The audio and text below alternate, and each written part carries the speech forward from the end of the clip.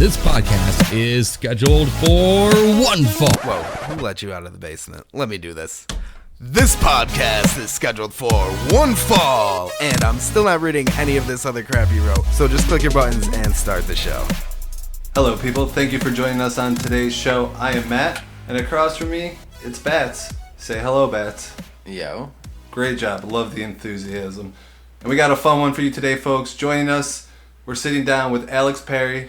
Thank you for joining us today on the Gimmick Table. How's it going today, Alex? Not a problem. I'm doing really well. Very, very well. It's been not like a monumental day, but, I got everything I needed to get done, so I'm happy. I mean, productive days are always great days. Exactly, yeah. Can't argue with that. And we're so glad we could have you on the show here today. How's the weather down in Florida?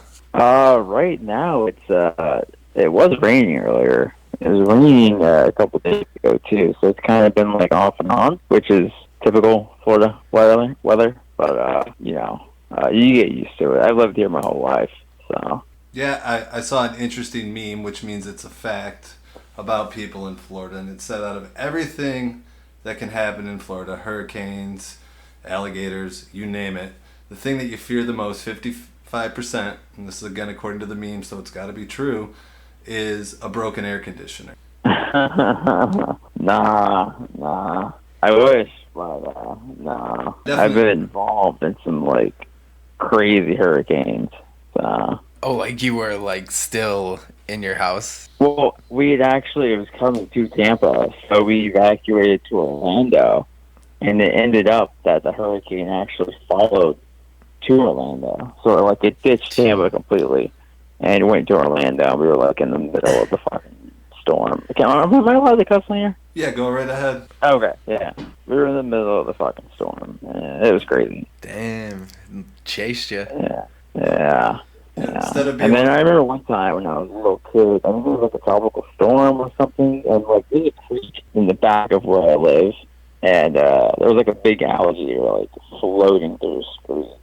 That's the one thing I will always remember. I think I was 6 years old, but it was crazy shit. You saw the alligator? Yeah, I saw the alligator. Yeah. Damn. It's crazy.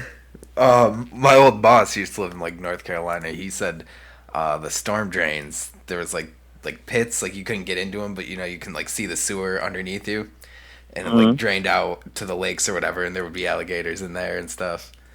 He said it's crazy seeing them. Yeah, I got family in North Carolina, so I've been there quite a few times. Yeah, I mean, the alligators are getting everywhere. We had a couple up here in New York in one of the lakes. Oh, that's crazy, man. Yeah, alligators are scary, man. Alligators. Well, you know why they get up here? Because people think they can keep them as pets up here, and then they can't, and then they release them. But they were big. The game that. wardens were they may have been here for more than a year. They may have survived a winter. That's some Betty White Lake Placid shit right there. Yeah. Somebody's just feeding cows. God, I hope it's Betty White. That's the only person that'd be okay with doing that. Oh, that lake is not big enough for an alligator of that size.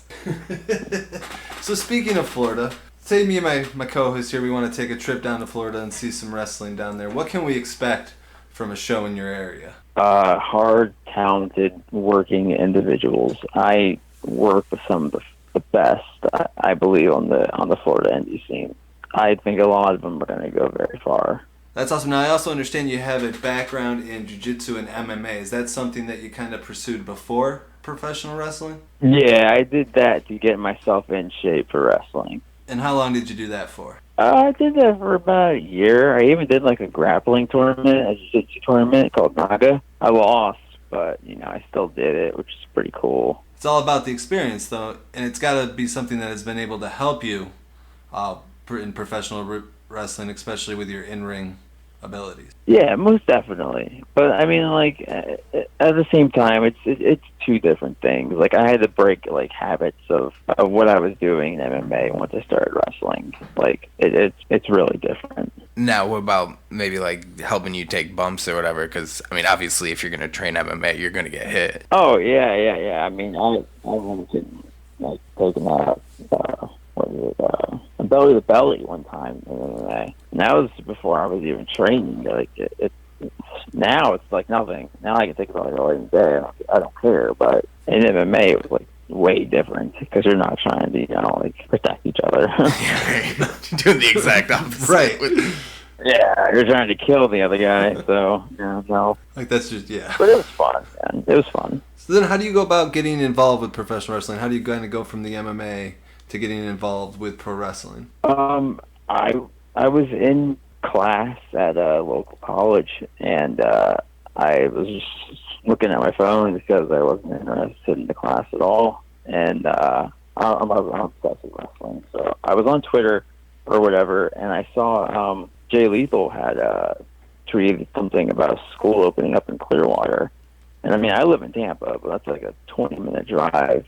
So I immediately knew if I'm going to do this, like, I want to do it with one of the best. You know what I mean? Like, one of the best in the world. Like, right, if you're going to do it. If I'm going to do it, I'm going to do it with one of the best in the world. And I have no regrets. Like, none at all. That's awesome. And so you go there, or excuse me, you see the post on social media, you attend the school. Take us from there. What was the first day like? Oh, nerve-wracking. I mean, I felt comfortable, but like you're sitting there, like, and like you see one of the guys you grew up watching on TV training you. Like, it's kind of like a surreal moment. You know what I mean? Like, a lot of people don't get to experience that, and you just gotta soak it in. Like, you can't let it, like, you can't mark out or anything, but I mean, definitely, like, soak it in, man. Definitely, that's awesome. So how long does it take you to kind of go from the start of your training to having that very first match? I think it took about 9 months. It was a Royal Rumble.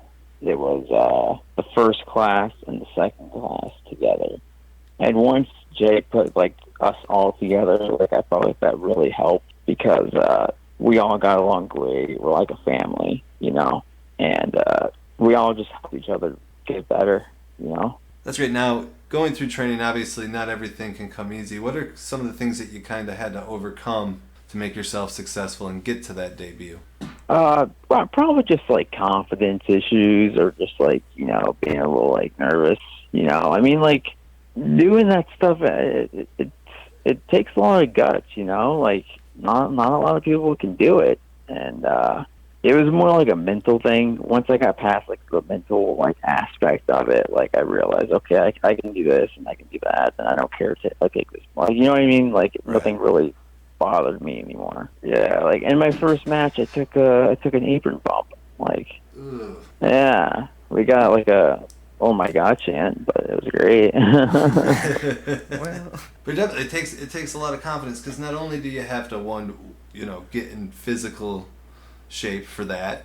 You also have to go out there and risk hurting yourself, but you also have to have a character as well that has to go out there in front of an entire group of people and do all this at once while working with another individual or several individuals. It's a lot to take in leading up to that debut. So what's going through your mind right before you're about to hit the ring for the first time? Oh man, have you guys seen 8 Mile? Alright, yeah, that was me. I was, my hands were sweaty. Knees weak. I'm just glad I didn't eat any spaghetti, like... Vomit on your sweater already. Yeah. On the surface, you look calm and ready to drop bombs. Yeah. But you keep on forgetting what you wrote down. I should have warned you prior to the start of the show to never mention any kind of reference that can lead to musical theatrics from my co-host. Oh, why? Right? That's my question. Why? Why wouldn't you want this? I think I love music. Well, I love music too, just not coming out of his mouth. Oh, gotcha. You just don't want to hear him sing. Whatever, man. Right, yeah, we could talk about music, but you just got to be careful because he might break into song and dance. But, okay. And I don't dance. And you're fortunate enough that you don't actually have to see him dance, but I do. Well, it's just like a little shimmy. It's like not even a dance. Just sitting here in the chair going wiggle, wiggle. Oh boy. So you have that first match. You take the apron bump. You get the "Oh my God" chant. What is it like? I was there with all my best friends. Like it was incredible, man. That's still like the greatest moment of my life. like, I don't think anything will ever top, like, that feeling of walking out there for the first time and having that match with all of your friends and just having fun. Like, that's what wrestling is, man. Yeah, you get to meet a lot of good people from what we've learned. You know, a lot of these people build friendships for a lifetime, and then you also get to go connect with an entire audience of people that are complete can be complete other strangers, but, you know, you're their favorite wrestler by the end of the night. Right, but that's something that you have to overcome as well in the beginning, because, like, you're not used to being in front of, like, even if it's just like 5 people, you know, like, it's still, and that's the hardest, you know, 5 people there. But it's nervous, man. Like, you don't know what they're gonna do, how they're gonna react. Like, exactly, it's weird. And I have to imagine that, you know, especially at first, because you kind of have to find that balance of playing to the crowd as well as, you know, performing physically in the ring. And at first, I feel like you have to be so focused on the in-ring that sometimes, you know, the fan, is it getting over with the fans, isn't something that really comes to mind, because you're just worried about not hurting yourselves or your opponent and just getting through the match. Right. And yeah, like, when I started out, I was babyface, so I kind of had a little cheat code, and I'd have my family at the shows, so they would cheer for me, and I would kind of get the audience to cheer for me. So it kind of made me more comfortable as a babyface. Well, that works. I mean, that's not a cheat code. That's just good marketing. yeah, branding. Okay, yeah, we'll call it that. It's not cheating. But you find, after that first match, how did it feel to finally get it out of the way and know that you were starting off your pro wrestling career? I remember just being lost for words and just knowing, like, this is the start of, like, something, like, hopefully great and beautiful, you know? And it has been. It has been. It's tough at times, for sure, but I absolutely love it. That's awesome. Like I said, I gotta imagine it's gotta be a grind, you know? Yeah. Oh, yeah, it is. Yeah, it's a grind. But, I mean, at the end of the day, like, oh, man, when you think about it, like, you're like, holy shit, like, I'm actually living my dream. You know?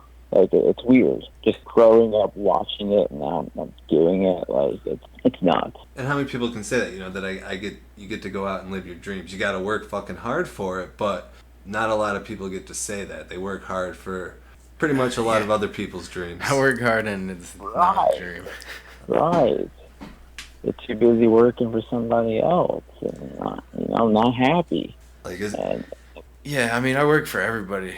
Everybody in the state of New York and Broome County. I mean, is the joke on the kid that dreams of being a fireman or, you know, a fucking professional wrestler, or is it us that, you know, goes to day jobs and does nothing else? Right. You know. Yeah. We love to kill imagination, and that's probably one of the worst things. I still got an imagination. You do. My imagination runs wild, man. Except for 9 to 5. That's not true. I get real creative with my work. Well, outside of you and some very other unique individuals who can cope between, you know, corporate America, or not corporate America in your, but bureaucracy in your case, and still have an imagination, but most people in this country have lost all sense of who they are because they don't live their fucking dreams. And it's fucking crazy. Let's not get all preachy. We're getting we're getting meta here. We're getting a little too Confucius. Oh, I was digging it.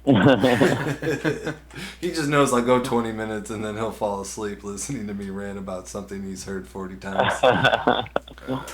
But speaking of, you know, getting to that dream and the grind, you got to work on your in-ring ability. So what kind of have been your strategies to kind of go from the end of that first match to where you are now as a performer in the ring?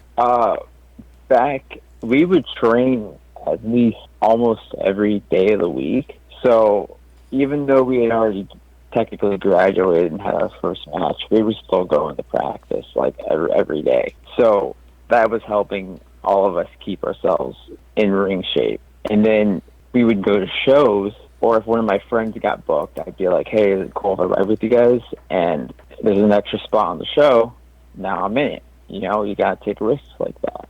And then I feel like show days and like practice matches or whatever, like the way you learn is wrestling on a show, to me. Well, no, I mean, a lot of people that we talk to they're all about, in the beginning, especially, it's all about exposure. It's doing as much as you can. Get yourself out there, really, get the practice. Yeah. It's all about paying the dues. Yeah. But showing what kind of person you are, getting noticed the right way. Helping other people get noticed. It's all about, shaking your hand, shaking everybody's hand. Yeah, shake everybody's hand. That's one thing. I try to make a game out of it. Like, did I get this guy? Like, I usually give a pretty good count. But, it's weird, man. Like, shake everybody's hand. If you don't do it, you could be an asshole. But, at the same time, it brings, like, a more of a bond to your locker room, Right. It's like you're all at a fancy cocktail party. You got to talk to everybody and chat everyone up. But not quite. But Yeah, just fancy underwear cocktail party. Or like a family dinner, maybe. Something a little less. Well, I'm thinking like a governor's ball. You got to go talk to the important people and talk to everybody who's there, because everyone who's there is there for a reason. Fair enough. Matt's not getting my analogy. I get it. I just don't want to give you credit. Obviously, when you're in the ring and things like that, training, injuries are bound to happen, even minor things. How do you remain consistent when those things kind of weigh you down? I'm more of the, old school mentality, where just, if you get hurt, you gotta keep going, unless, it's really bad, then, obviously, step out. But, I remember, one of my friends, Hunter, he gave me a German, and, I ended up knocking myself out, and I still ended up finishing the match doing exactly what was supposed to happen, which is weird because I don't remember any of it. So, when you watch the tape, you see me, finally, come back to, realization of, what the hell just happened and why am I here. So, that was pretty crazy. But, that's the only time I felt like that. I've had plenty of concussions, but none that were that bad. I broke my arm once. Oh. That was the one I had I couldn't do anything. I just wouldn't move. So I had to just get counted out because if you can't move your arm, you're pretty much fucked. What happened? Somebody told me they were gonna strong spotting me, and they ended up doing some other weird shit, and I just didn't see it. So they just landed on my arm, and there were other people on the outside too, and just everybody laying around. Yeah, it was just a stroke of bad luck. But that's fine now, right? Any issues with it? Wrestling with it. Oh wait, what? So how long did it even keep you out for? It was supposed to be 6 to 8 weeks, but I kept the cast on, and I would still play wrestling just because I didn't want to, stop. Okay. That's some dedication right there. I personally would have taken the 6 to 8, maybe an extra 20, maybe call it a retirement. I don't know. No, I remember one time I sprained my wrist or I broke my hand. I don't know. I just went to Walmart, bought one of those things you put on your hand, and I wrestled with it for a month. No. Meanwhile, your surgeon is like, yeah, what do I know? I'm only a doctor. Yeah, I just didn't. I don't listen to the doctor. I'm just gonna keep going unless it's really bad and I have a surgery or something. But well, you broke your arm. Other than that, you were wrestling with is there any concern that it's gonna take years off your career, or do you just throw that out the window and just say, fuck it, I'm here. I'm gonna fucking go. I'm gonna grind, learn as much as I can. Pretty much the last part of what you just said. All right. Okay, I can't argue with that. I knock on wood. I wish you the best of the luck. No major injuries. I want to see you fucking go crazy forever. Yeah, I appreciate that. I hope there's no crazy injuries. I feel like that's kind of a Florida mentality too, though. Is all you people down there just love living life to the fullest, day after day. Damn the future. Let's get it now. Yeah. Some people that I've met, it does kind of seem like that. You have your degenerates, but Yeah, no, it's cool. It's a driving force. It gives you motivation and it makes you wrestle good. So can't knock it. Yeah, thank you. Yeah, thank you. Fucking hurricanes chase you, dude. What can a professional wrestling ring do to you? I guess that kind of helps that mentality, right? Like, you never know when a hurricane's going to roll through, so, shit. That's true. We kind of talked, about the in-ring abilities, but the other part you got to work on is, developing the gimmick. How did you grow that from starting off to where you're at now?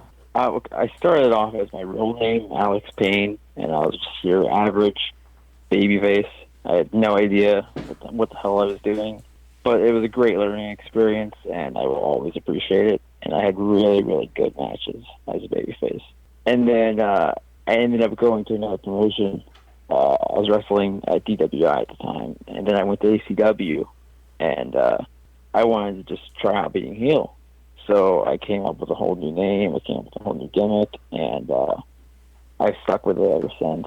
All right, and kind of tell us how the gimmick of Alex Perry grew. I kind of just took parts of myself, because I feel like the best gimmicks are when you're like you 100% turned up. So I took the little parts of me and things that like influenced me, and I just came up with this idea of like a kind of like a not like a party guy, but you could be a party guy, male stripper kind of thing. He just loves women, loves the party. You got nothing to say to that, man. Well, I was waiting for you to do the part where you go, yeah, they always say that it's like the volume turned up to 12 or 11. I was waiting for your part, man. That was your line. You totally nailed it, though. So you're how does somebody, though, this is where I'm a little stumped, is you're a party guy, but you're a heel. Like, shouldn't you be friends with everybody if you're having the party? Well, I'm the party. You know what I mean? You came to see me. Oh. You get what I'm saying? So we're not invited to the party. We can just watch the party from a distance. It's his party, man. It's only women. It's only women allowed. We just get to watch. You can watch if you want. I'm good. Yeah. So how does that resonate with the fans? When you go out there, because I've seen you. You're moving around, you're dancing. How does that resonate with the fans? I always do this thing where I hump the pole. So like I'll hump like one or two poles, and that usually gets a really, really good reaction. Like I'll do it for a good 10 seconds on each one. Usually gets a really good reaction. Make sure when you do the logo this week that there's pole humping involved, please. It's great. I don't even know how I came up with it. You probably saw it at a strip club, I'm assuming, and then just stuck with you. Yeah, actually, you're probably right. Yeah. Okay. So I get it. So the ladies love it, but I'm assuming that it's a no-go with the male fans. They're not so much down for the party like my co-host here. He's not gonna watch. He's just gonna leave. Yeah, you can watch if you want. But you know what I mean. It's not something that they're male wrestling fans. They don't so much want to see it as much. You're probably. Do you ever hit on any of the ladies in the audience? Yeah. So that happened. That's happened a few times. That can't go over too well with their their beaux. Is it beaux? Like you could just say like their boyfriend in the like. What? Beau. You know what I mean? It would even happen like when I was a baby face. I don't know why. It's weird. Like we're always. I've only hooked up with like one ring rat, so I try to keep that. Try to stay away from that after that experience. This is one time is all you needed to never go down that road. My system and be like cool, hooked up with a ring rat, and I don't need to do that ever again. Nah. But you learned, and that's the best thing about life. You grew from that experience. Yeah, exactly. Hopefully, that's all you got from it. Actually, I found out when we actually hooked up with her, so now we're Eskimo brothers.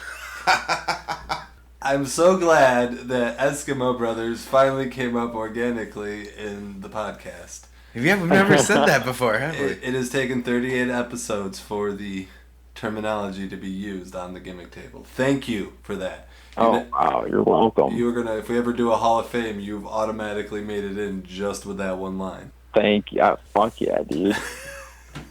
A lot of people don't know what Eskimo Brothers is, but, Really? Yeah, you'd be surprised, man. I mean, People look at me for I know it religion. from the league. That's like the only time I've ever heard it referenced, other than like conversations I like don't even this. know where I found out that, or where I found that from, actually. Bats, would you like to explain for the listeners what Eskimo brothers are? It means you and another guy have hooked up with the same girl. Thank you. Pretty simple explanation. Yeah. Yeah. You just, great. You could have. But you didn't talk about the barter system that comes with that? No, we're not going down Taco's like Well, Eskimo Bible, Brothers though. Bible. Yeah. Well, so there's levels of Eskimo brother. Actually, all There's a right. level? Do you know why it's actually called Eskimo Brothers? Explain, the actual. Max. Okay, so Inuits, Eskimos, they actually are okay with them letting other dudes fuck their wives. Because when they go on hunting expeditions, they're away for like months at a time, and other husbands stay at other people's igloos if they like come across them in the wilderness or whatever, and it's completely okay. I don't know. I didn't make that up, but I don't know if that's real.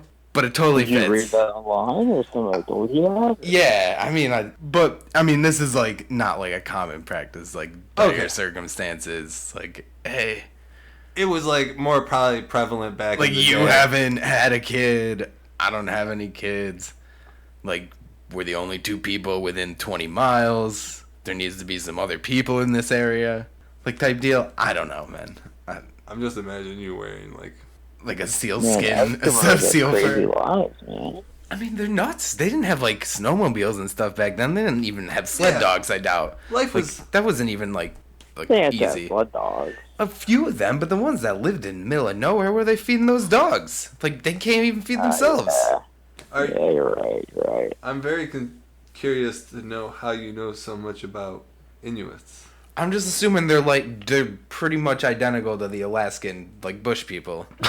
Like, and there's Discovery shows about them, so. You've watched them. He's watched everything on Yeah, Discovery. so I'm assuming, like, a more winterized version of that. This is like deductive reasoning here. Inductive reasoning? Conductive reasoning? Seductive reasoning? Oh, so that's going to conclude the educational portion of the show today, and we're going to bring it back to wrestling here. I was going to ask you what keeps you motivated, but what we've already talked about, you're just an animal. I mean, you want to go out there. It seems you have a real, true passion and love for pro wrestling, and I do, man. If I didn't have wrestling, I don't know what I'd have. You know, like it's always been there for me. So for me to be able to do this is my way of giving back to something that I've always loved and has always been there for me. that's awesome. Now, we've kind of touched on the training. While it's important to be part of a good school, it's also to be part of a good promotion. Is there a promotion that you are able to call home? Yeah, right now, Tampa Bay Pro Wrestling. It's part of a J Legal school, so it's pretty much like an automatic like home promotion, and I always have a great time on those shows. And what kind of makes that home for you? Who are some of the people there that kind of make it so you're safe, comfortable, know you can go there, get good advice, learn? Usually guys like Troy Hollywood. He's one of my best friends. I call him my road wife whenever we're on the road. You got Hunter Law. You got Steve Strikes. He just made his Evolve debut, actually, Nice. which is pretty fucking cool. I'm really proud of him. You got Danny Vincent. I mean, I could just keep on naming guys. Like, there's so many good people there. And how do you think having that many people, good people around you, has impacted you? Very well. Very well. That's really one of the things that keeps me motivated, you know? Definitely. Because I look at them sort of like, not just like friends, but like family, you know? So, like, if something goes wrong, like, you know, I feel bad because that's my brother, you know? Right. Now, with that said, you know, as important it is to have that home base, you also got to be able to go out, expand your audience by venturing into new promotions. How do you go about getting bookings, especially in a place where people have no idea who you are? I would just show up the shows. If one of my friends, like Troy or Hunter or Snoop, was booked, I'd ask if I could jump in the car, if there was room in the car, and I'd bring my gear bag, and I would just hope for the best. And usually it works out. Good to see that, you know, you got, you know, that luck on your side, that you're able to go out there and get those I mean, opportunities. sometimes it doesn't work out, and so like maybe I just for 4 hours and just do nothing. But, it's taking a chance on yourself, Yeah, and that's what you got to do. You can't wait for those doors to open them. Sometimes you got to open them for yourself, kick them down if you have to. Right. Like, I even bought, like, a referee shirt just so I could, like, if there wasn't room for me to wrestle, I said, hey, I'll ref if you need me to. And I started reffing, like, Sean and FIP and stuff like that, which are really cool experiences. And it's just another, way to, learn more, get a different perspective. Yeah, on everything. I definitely learned a lot when I was reffing. Because you're right there. You know what I mean? Like, you see everything, and you learn a lot. Like, you see what they're doing. Like, I would make mental, like, notes of what, like, how can I be like this guy, Yeah, you got the best freaking seat in the whole Yeah. place. Now, if you do get one of those opportunities where you get to, perform in front of a new crowd, how do you make yourself stick out from everybody else that's there? How do you, leave that mark on them? I really I talk a lot of shit. Especially when I come out. Sometimes I'll even grab the mic and cut a promo for no reason. I usually end up singing my own theme song for some reason, so that makes me look like an obnoxious douche. And I wear like a fur jacket, and I'm constantly like dancing with it and shaking my hips. So people usually boo during that. And then I do a move where I hit somebody with my dick, and that usually gets a solid ew reaction. But it makes me pop. Makes somebody pop. Yeah, and I mainly do it as a tribute for one of my best friends who passed away in the business. I'm sorry to hear that. Yeah. But it looks like you definitely, go out there and you give it your all. You're passionate, so at least you're carrying his memory on in a good way. I try. Yeah, I try. It's tough sometimes, but I just want to make him proud. He kind of took me under his wing, and I really appreciated that. That's good to hear, man. Now, speaking of, kind of what you're looking to do here coming up, you're young, 3 years in. What do you have a 5-year plan for what you want to achieve? I just want to see the world, man. Honestly, I just want to wrestle and see the world, and hopefully travel with friends. Have great times, make great memories, have really good matches. It would be great if I could, be in like TNA or something, or Ring of Honor or WWE. But I mean, like, that's obviously everybody's goal, so like me and WrestleMania, obviously. But right now, I'm happy doing what I'm doing, and right now I'm trying to get more on the road and go to Georgia and Alabama and places like that. And that's another thing I want to bring up. How do you balance it all? Obviously you have to train, you have to travel, you have to perform, you have to have a personal life outside of wrestling. How do you balance all that and still be able to, do everything at a very high level? It's tough. I've kind of lost contact with a few friends because I can't really hang out with them. I'm always busy. So luckily they understand. It's something I've always wanted to do. But it does kind of take away from your personal life a little bit. But I always kind of think of wrestling as like an abusive relationship sometimes. Like, you love it so much, but like sometimes you just really hate it, but you can't leave it. You always come back. You always come. Oh yeah, always come back. And has anything changed? Obviously, you've been doing this for not very long, but coming from a fan to where you are now, do you find that you're a bigger fan now that you're involved with professional wrestling? Weirdly, no. Because now when I watch it, I'm like studying it, and like I kind of like know, like I know like I'm watching for what's this guy gonna do, what's he gonna, what kind of stories he gonna tell, stuff like that. So I'm looking at it at a whole different perspective now. So it's almost like you can't, have that suspended reality anymore. I haven't watched Raw and SmackDown. I don't feel bad, neither have I. I'm terrible at it. I wasn't a big fan of WrestleMania, and that kind of killed my vibe. It had its moments, but it's 3 hours long and raw, and then I got to turn around 2 hours the next week and watch it again. And I work till 9, so I have to stay super late to watch. I have no time to watch it. So. My one hope is that Fox gets Raw too. That's the one thing I'm hoping, is because that means they go on at 8 o'clock. Their local news has to start at 10. That means Raw gets cut down to 2 hours, and I think that would be wonderful. Oh, wow. I know if you want to see on Hulu, it's cut down in half. Yeah, and I mean, I watch it through. I don't even have cable. I watch it through Sling, so it's only. I mean, I can fast forward through everything, but I hate setting my computer up, having to hook it to the TV, screw with the volume. Yeah, me too. It's a hassle, man. By the time I do all that, it's midnight, and I fall asleep during the first segment of Raw. Yeah, exactly. So not worth it. It's very hard to be. It's very demanding to be a fan of mainstream wrestling. There's a lot of content, and you can get lost in it. Yeah, you can.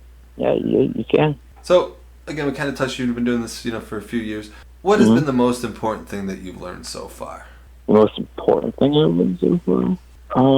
Listen, have fun, be comfortable, and just love what you're doing, Like, I'm my own worst critic. Like, I hate all my matches.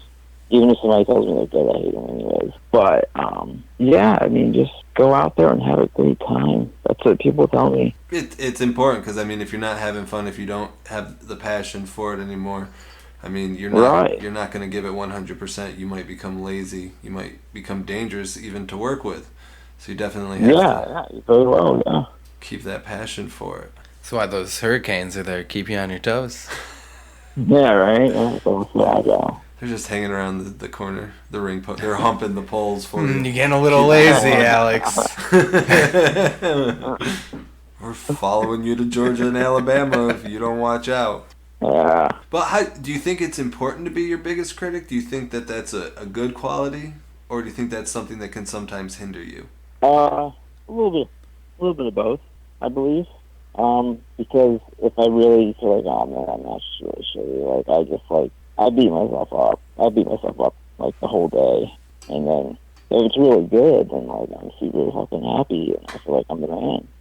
But I still feel like, man, I could have did this better. I could have did that better. Even if it was good, I still feel like I could have done something better. Yeah, there almost has to be a healthy relationship with the criticism. You have to criticize it to an extent, learn and grow from it, but you can't become so obsessed with it where you're kind of letting it take over everything, and you can't do anything right or think anything that you're doing right, which at the end can hurt your confidence overall. Yeah, whenever I have a match, I usually ask everybody in the locker room, what they thought of it, what they could do better, and stuff like that. So I'm always trying to soak knowledge in.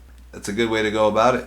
Now, how can our listeners get a hold of you on social media? I have Twitter at AlexLK. My Instagram is at @thealexp. I have Facebook, obviously, Alex Payne, and then I have a fan page for Alex Perry. And then if anybody wants to have Xbox Live, the gamer tag's Lazy Crabs. So you said Xbox? Yeah. PlayStation 4. Yes. No way, man. PlayStation 4 is the superior system. I have a PS4 too. I can't play it, man. Well, I feel like the only thing I ever play on it is the show. I buy it. I buy it the new PlayStation just so I can play a baseball game.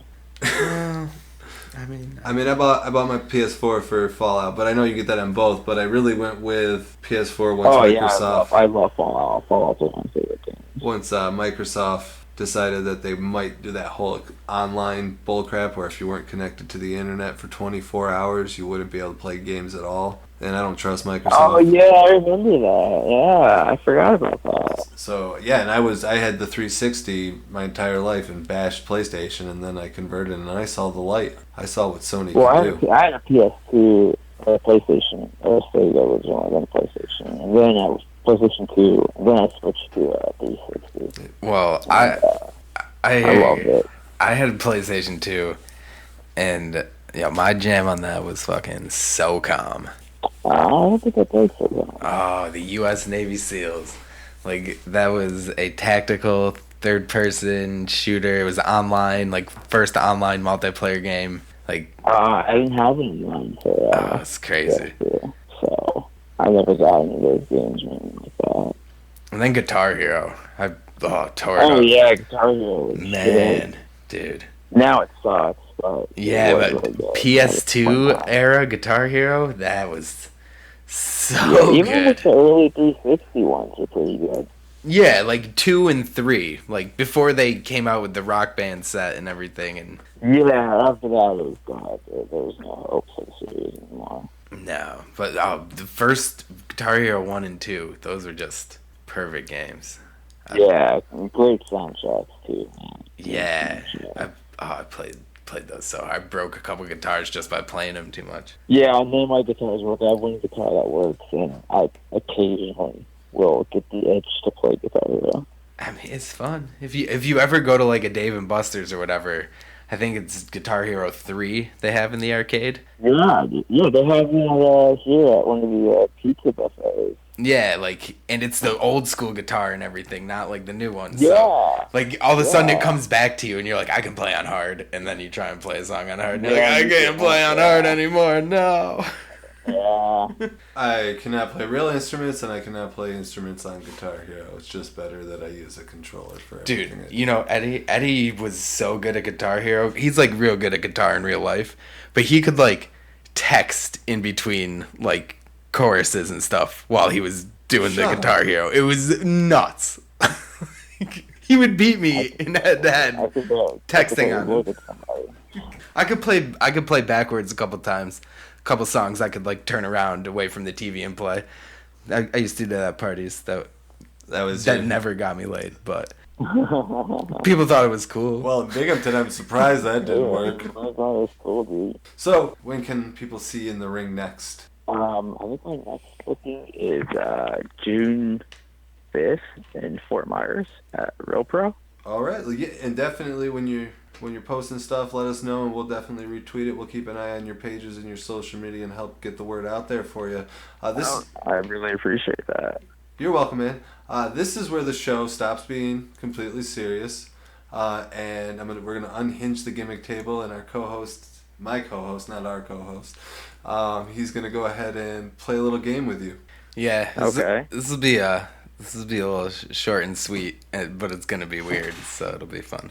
I like weird. All right. So why don't you tell me some professional wrestlers, like some superstars here, just so they're more widely known? Because, well, actually, you know, why don't you just tell me anybody you want? Who do you want to be Eskimo Brothers with? Oh man. Like a famous superstar? That's what I was saying. Like famous would probably work better, cause. Oh, it comes full probably circle. CM Punk. Oh, I was thinking the same thing. Yeah, all right. That would make us Eskimo Brothers by association. That's a different level. There's no bartering involved. It's just he's the one out. He's my favorite wrestler. All right. So, like, I remember buying the Ring of Honor tapes, the old school ones, and just like that's what made me love wrestling right there. Was watching him all the time. That's a good one to get hooked on. That's one of my favorites of all time. Yeah, so I have to pick him. And if he refuses, then I would try with Christian. All right. All right. Well, Alex, we appreciate you so much joining us today on the show. We had a blast. Thank you. No, thank you. Yeah, man, this is pretty fun. Stay out of them hurricanes. Yeah, be safe. We'll definitely have to do this again. Yeah, for sure, man. All right, guys, and that wraps it up here today for us. Thank you once again to Alex Perry for spending some time with us. Thank you to all of you for listening. We appreciate the support. And if you'd like to support the show further, make sure you subscribe on iTunes, Google Play, Stitcher, YouTube, or wherever you get your podcasting fix from. Or you can support us on Patreon. Just go to gimmicktablepod.com and learn how you can help the show even further. Help Bats and me get better at what we do, not best. Yeah. Point in case, you can also find cool merchandise there, our episode archive, cover art, and contest information. And if you still haven't gotten your fill of us yet, you can interact with us on social media. You can find us on Twitter at @gimmick_table or on Facebook and Instagram by searching Gimmick Table Wrestling Podcast. And you can go even one step further, Bats, and we talked about it a little earlier. Come watch us stream live on Twitch as part of the World's Worst Gamers. We are the best of the World's Worst Gamers, though. It's true. We make the whole WWG universe go around. Yep. Where do you find that, Bats? Where do you find the WWG stream? What? What, did you say history? No, where do you find the WWG stream, the world's worst? Oh, the stream. I thought, where would you find the WWG history? I was like, I don't know, man. Wikipedia? Like, well, get David started on the wiki. Twitch.tv/world's worst gamers. Definitely check it out. We're also fortunate to have the support of some really good individuals and podcasts out there. So make sure you check out our friends at the PWO, available on all major platforms, including iTunes and Google Play. And don't take the order personally. My OCD made me go alphabetical. So we have Boar Meets World, the Brocast podcast, Smart Spot podcast, WNA podcast, and Wretch Wrestling. That's all we have for you this week. Thank you once again for tuning in. We'll see you next week. See ya.